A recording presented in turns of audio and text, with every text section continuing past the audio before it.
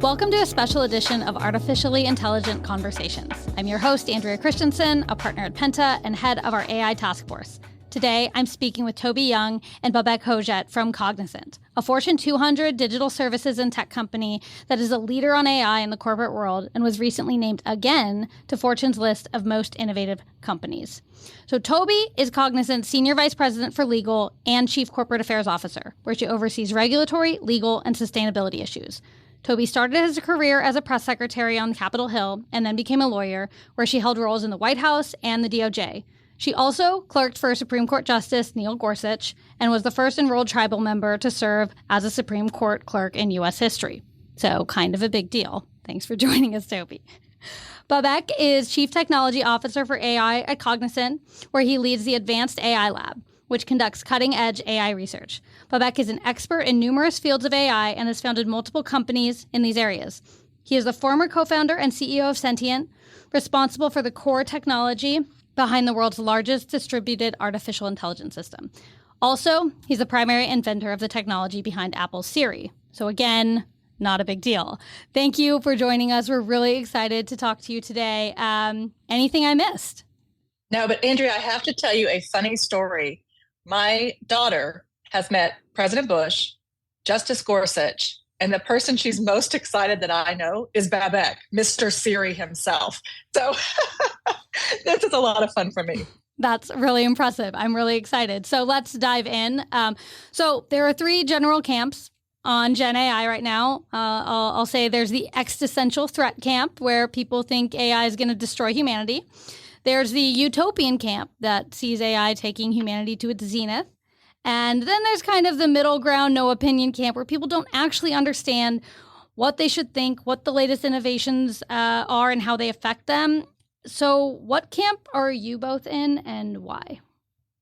Well, Andrea, I will go first so that we can let Babak tell the real answer. But I've never been a camper myself. So I don't think that any of them have it exactly right. You know, I think there is a lot of potential with AI. There's a lot of opportunity for our daily lives, you know, to take some of the administrative burdens that we don't want to do off of our plates, to make it more where we get to do the thinking and the fun stuff and get to the meat of the problem. There's a democratization of AI. More of us can participate. We don't have to be these brilliant, deep coders. We can use our natural language and my Oklahoma dialect to code and come up with problem-solving solutions, which is amazing. And it's a huge leap. But, you know, there's also responsibility in this. And if we don't treat this correctly, the computers are never going to have the thought processes that we as humans do. You know, our CEO also always tells us that the AI can tell us that it's going to rain, but it's not going to tell us to grab your umbrella at the end of the day. So we have a responsibility in it. And then I think finally, there is a lot of validation in the people who say it won't do anything, because if companies and those who are pushing AI don't build trust in communities, people won't use it. They'll be afraid of it. So there's a lot of education that has to happen to really give it the potential it has to impact our lives. And so now Babak can give the more actual answer and go straight into one of the camps. Couldn't have said it better, Tobi. I totally agree. AI is a tool. It's a very powerful tool. And it's up to us. It's inherently neutral. So it's up to us how we put it to use. And so, yes, actually, the more powerful our tools, the more responsible we are in how we utilize them. So at the end of the day, it comes down to us. It really is, AI is less to blame for anything that goes wrong. It's us. But I think the empowering nature of AI, and as Tobi mentioned, the democratization that comes with its use will actually benefit us all much more. So I don't know if that puts me squarely in the utopian camp, but I'm an optimist. I don't think we have much of a choice but to be an optimist. And when you're an optimist, you take responsibility. And you constructively think about how to use these technologies and how to put them to use.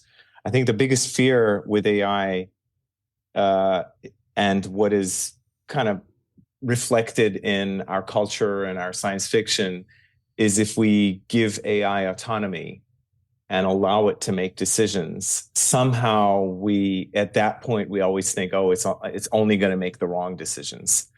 In many cases in the past, with technology that is not AI, we have delegated autonomous decision making, and it's worked to our benefit. And now we have tools that are even smarter. So I don't see why it should do that unless we as humans give it the wrong goals, basically, or forget to put the off button on them. So yeah, I'm very optimistic about where we're headed with AI. Thank you. And I appreciate the touch on the philosophical, that we have a choice on how we train and use and engage these tools.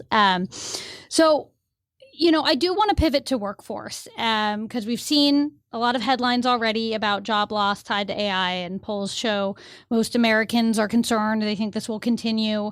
And Cognizant is doing a really exciting program called Synapse that I want to get into a little bit later.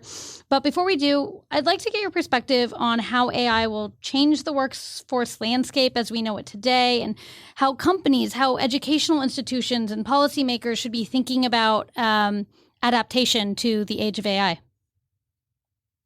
Absolutely. This question is perfect timing. Cognizant recently partnered with Oxford University on a really interesting study about AI's impact on the workforce. And we found a few things that I think you'll think are interesting. AI can improve productivity by 3.5%, add about $1 trillion to the US economy alone in the next 10 years. It's not even looking at global.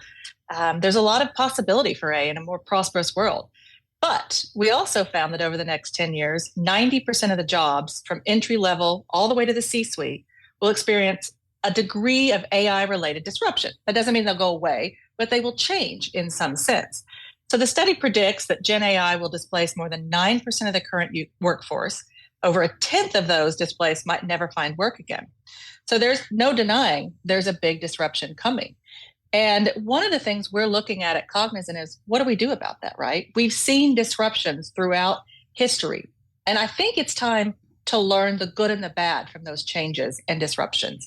One of the things I see a little bit different in this disruption than, say, if we take some of the change that affected blue-collar workers, is back then people said, don't worry, your kids will be better off. Things will be better. And I think we've learned you have to look at the families from the very beginning. You have to reskill and upskill the parents working right then. It's not just about the next generation will be okay. It's about the dignity of work. It's about the dignity of going and participating. We can take training that used to take a year. With AI, we can do it in 3 months now. So companies, I think, look at this problem a little differently now. We know that we are corporate citizens. We know we have a responsibility in this transition, in this trust building, to bring people along. So you don't just conduct the Oxford University study. You take that knowledge and you say, okay, I sense this universal fear people have about this transition. What are we going to do to ease that fear? What are we going to do to explain this technology, prepare the workforce for it?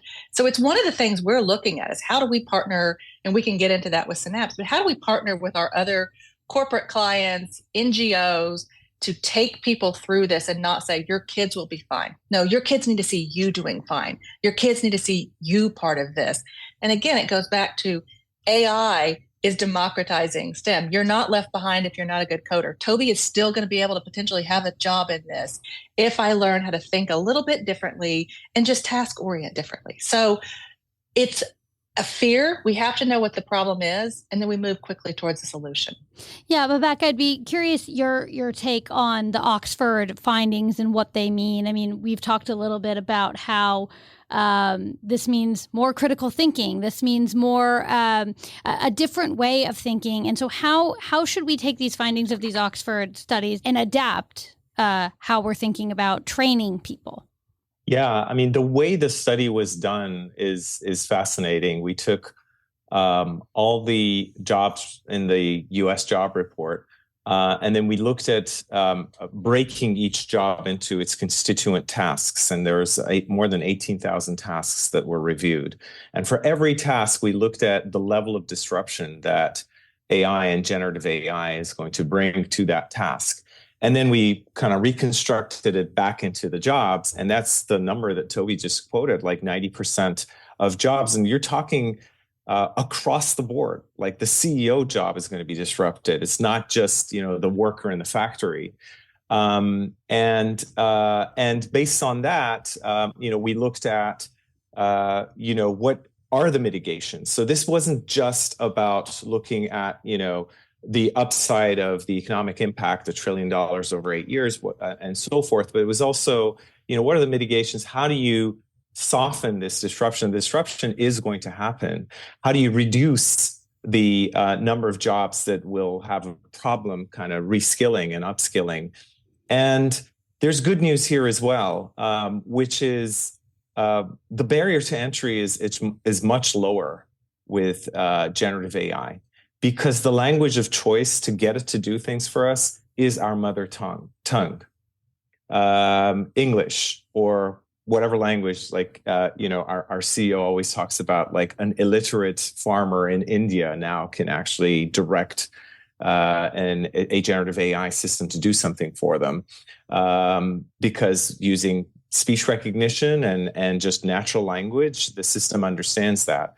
And so because the barrier to entry is lower, it behooves us to look at how it would elevate us in what we do, because now we can express our intention, and we can work together with the AI to achieve the goals that we're looking for, which means we can do more, and we can do more productively, which actually I think means we will all be busier if we can sort of elevate ourselves and think of these as knowledge workers in a box that we direct and we orchestrate to get things done.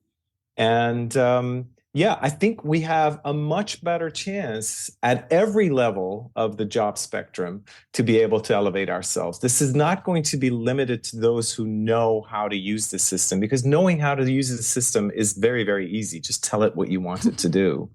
Exactly. And so from that respect, I think, going into this with an open eye, reviewing what those disruptions, what those tasks are, how do you upskill on those tasks, and how do you elevate yourself, would give us a roadmap to kind of weather this massive disruption that's coming our way. Yeah, I like both the lowering barriers to entry. I think that's really important. And also this idea of an orchestra conductor, and you're thinking about how are you bringing in all these tools differently to create what you are envisioning to create.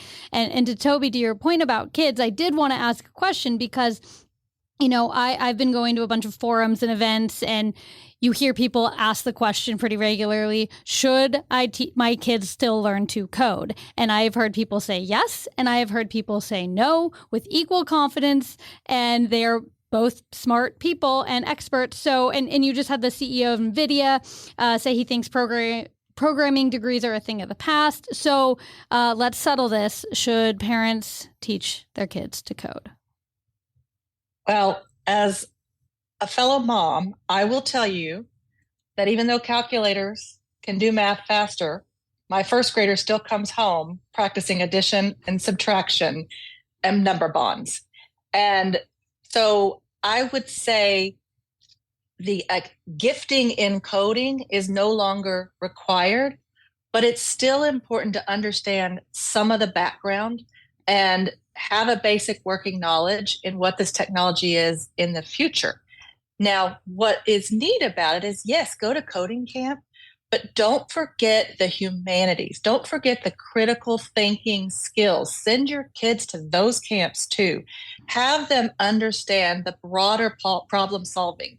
You can work better with things when you understand some of the basics of coding. But what we're going to be doing now is thinking critically. What is the problem we really want to solve? How do we go about it? Understanding the world around us. So, I guess unfortunately for your budget, Andrea, you need two camps. You need coding camp and the arts and humanities to put all of these together. But I don't think, and Babak can correct me if I'm wrong, I don't think you have to go as deep into coding as we once thought you would have to. But it's like anything, understanding how it works can make you better and stronger and smarter and more successful. So I'll leave it to Babak to answer. I totally, and just I totally agree with that. I'll also say that coding is not just about the syntax and the writing of the in exact order. It is about an overall talent to put together an algorithm with steps and roles. And, when we talked about the orchestration, that's basically what we do. As humans, often we code without knowing we're coding. We're setting up, like we're project managing something, and we're setting up the steps and, the gates and, all that. And that's all, to me, that all looks like coding. You don't need to actually know a programming language to code. When you think back to the history of coding, it was all in hardware, and then it became zeros and ones, and then assembler language, and then you got to lower order languages like Fortran, which is really, really hard to put together, and then higher order languages kept abstracting, so you don't have to think about the nitty gritty of what's happening in the bits and in the hardware, and you can think about your intention. And so that trend is already happening anyway, and now it's moved to us being able to express that in our own language. But it's still coding. It's still expressing, a goal and an algorithm and the steps that you need to take and the what-if scenarios and building that in there. I think it's a talent that's very much needed. Also, to Toby's point, I think this kind of multidisciplinary thinking and borrowing from different disciplines, from the humanities and so forth, and bringing that into how we imbue our machines with intention and put them to work for ourselves becomes increasingly important. It's something that we do very, very well as generalist intelligent beings. And I think that's what is going to be needed for the foreseeable future in working with technology. One example, maybe to kind of break this down, that actually came up when I was on a call yesterday with one of our client partners is, let's think about a hospital. Probably the riskiest time in a hospital is the nurse shift, the change from one caregiver to another, and making sure the vital information from the morning team is transferred to the evening team, right? What if we had AI doing some of this in the busy time when they're running and trying to make sure all their notes got in? The nurses need a little bit of programming skills to tell the computer what's the most important things that happen during a nursing shift transition. What do I need the next shift to understand? What has to happen? So they have to have the order in their head of what they need to do. They could potentially use this direction, which is coding, as Babak said. It's organizing things in our head to make that shift more seamless, to make sure the person replacing them knows the special care that patient needed that day. The stress level goes down. You feel a seamless transition. These are places in real life, critical life and death situations, where we can see AI benefiting, where you can kind of imagine in your mind, okay, they're coding because they're prioritizing what needs to happen and moving forward. So just throwing that out there as an example of where this is practical, it's not too scary. I think a little bit of training, because, sometimes nurses are like, well, I am used to writing these notes down and this is how I want to do it. But it could make their lives a lot better and they could feel better as they transition to their partner. Yeah, I think that's really great. And I was even thinking personally, I never deeply learned Excel and formulas in Excel, but I've had to review a lot of Excel documents.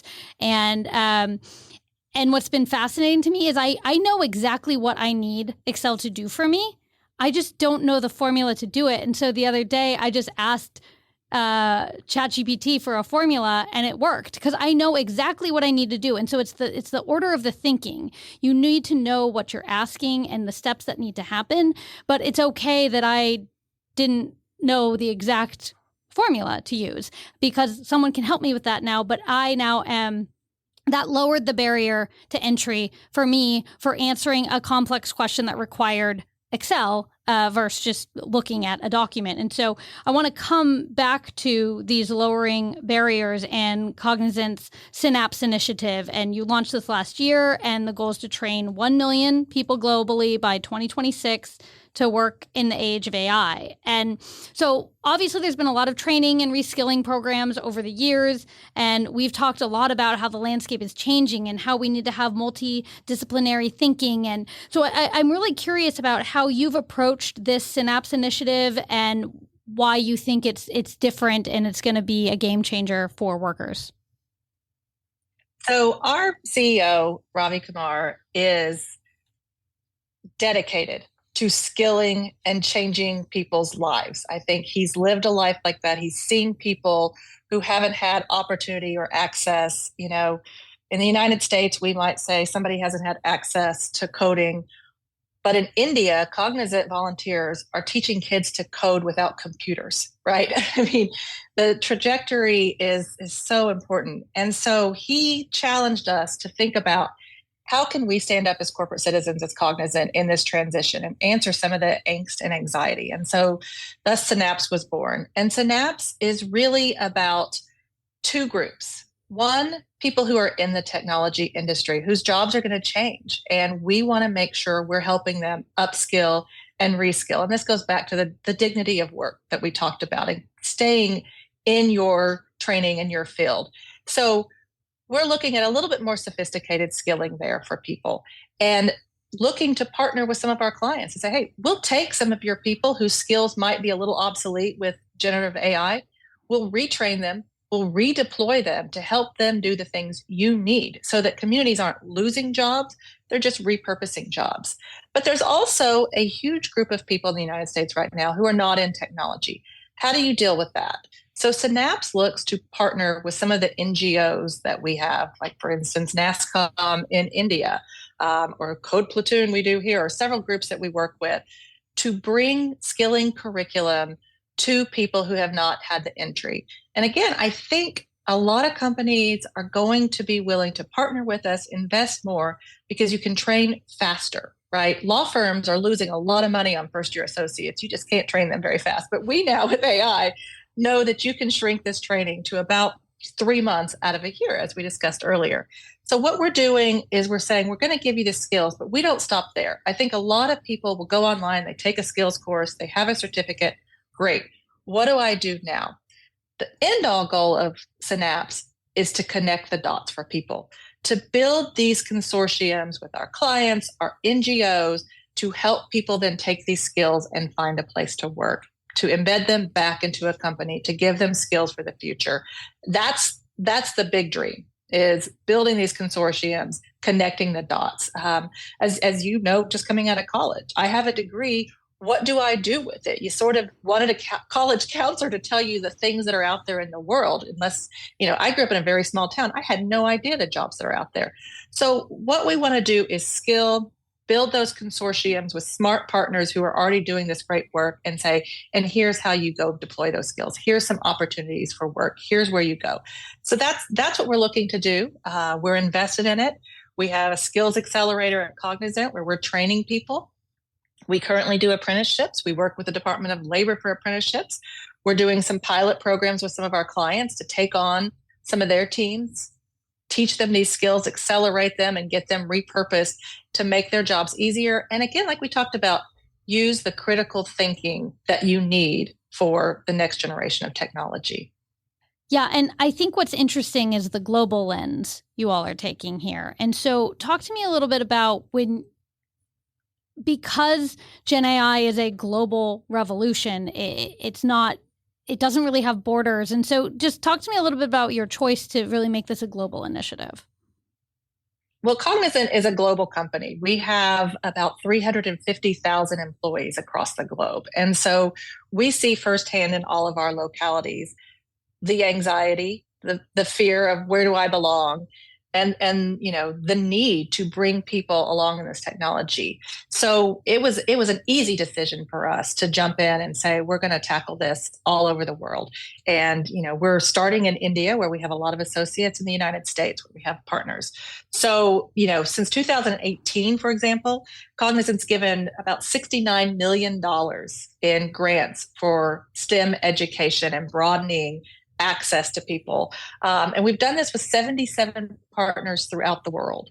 The one thing we know, as a company, is when we partner with local organizations who know where the people are, who know what the people need, we get better results. So we look for really good partners who are training.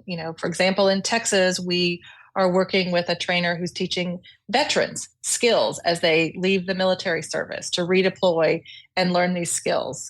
Having worked for President Bush, he always said, companies aren't often looking for someone who puts sniper on their resume, but a sniper obviously has a whole lot of skills that they can deploy and be super useful in the private sector and the economy. And so taking that and knowing the focus, the loyalty, the camaraderie, the smarts it takes to do these jobs they've done, set them up with a skill set to redeploy, help them find apprenticeships, partnerships. This is a global issue. We know the world is better when everybody feels safety within their own communities and that they have a good livelihood. Yeah, that's great. And I want to kind of pull on this thread of just like the positive impacts of AI here. And Babak, you were talking a little bit in our prep session about some of the examples you've seen of how certain organizations are deploying AI really effectively. Do you maybe want to share a little bit about that?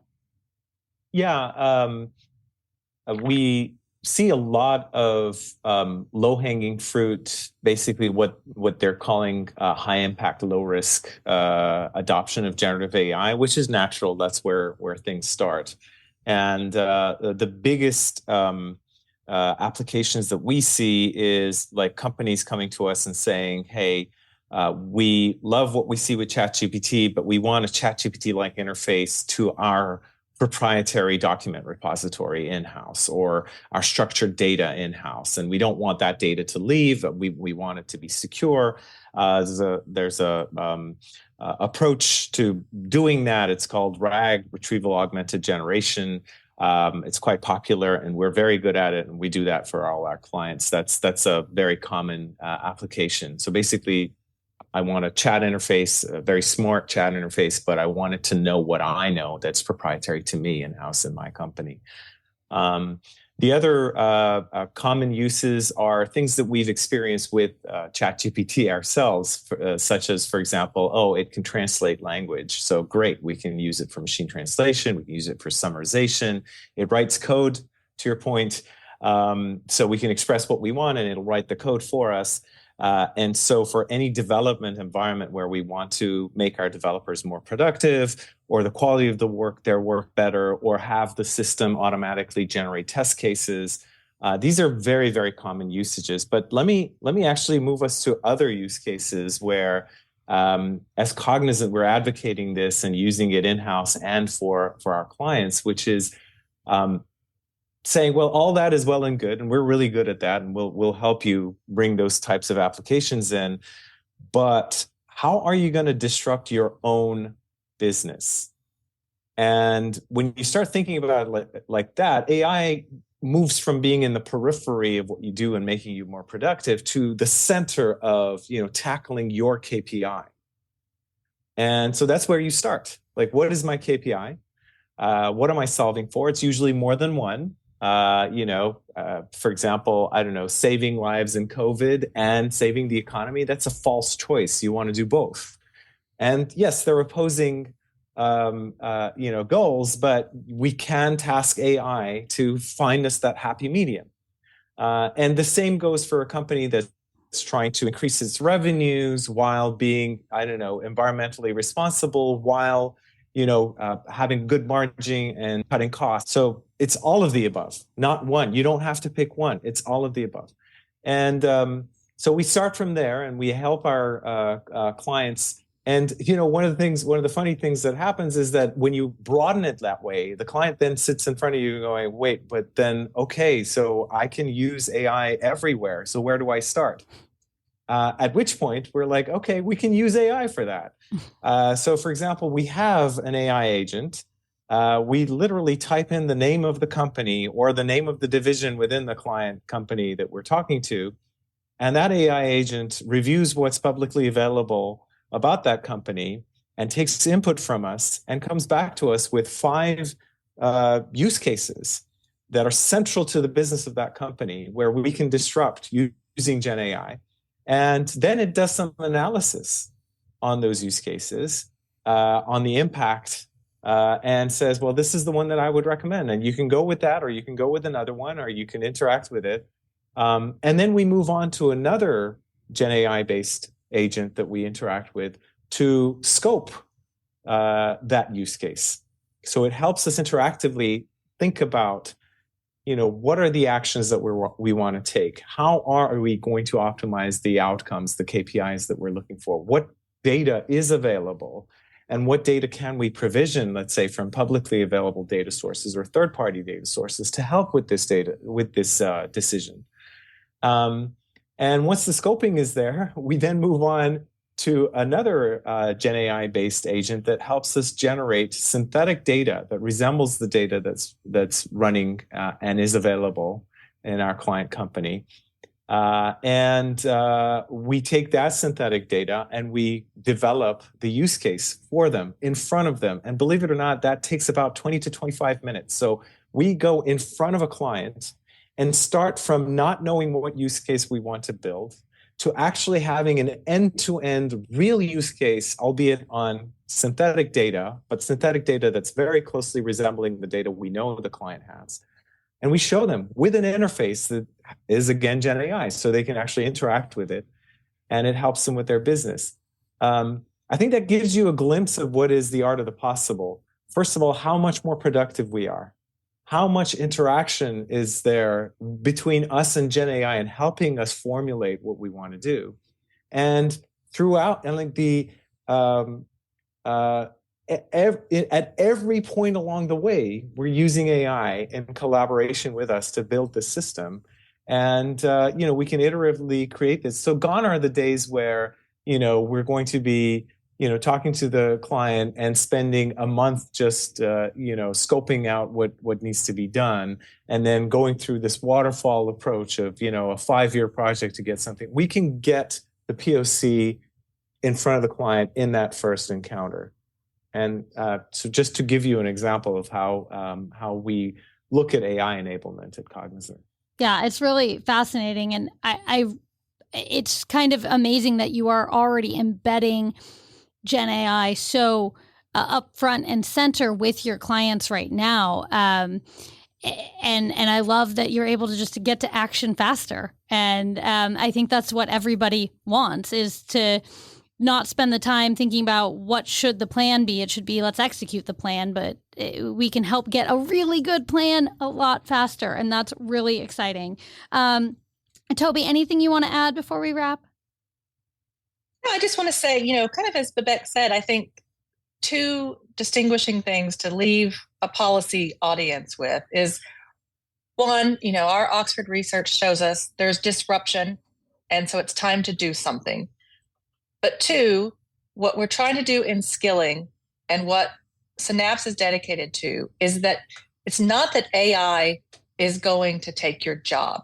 It's people who use AI are going to have the jobs. So it's actually just a bridge of getting people used to using AI. There's not the barriers there used to be. And I think that's really important for people to think about as they start, play around, go on ChatGPT, ask it to write you a song about your favorite basketball team, or, a speech you're about to give. But I think that's, that is a way we are looking at it, is we have a responsibility. There is a skill set that needs to be bridged. We can do it. Rural Americans, urban Americans, Black, white, whatever color you are, it's not that AI will do your job. It's that someone is going to use AI to do the job better. And that's what we can do for our clients, as Babak just pointed out. And it's an exciting future, I think. Yes. Well said. Well, Babak and Tobi, thank you so much for coming on to What's at Stake. To our listeners, remember to like and subscribe wherever you listen, and follow us on X, formerly Twitter, @Pentagroup. I'm your host, Andrea Christensen. And as always, thanks for listening.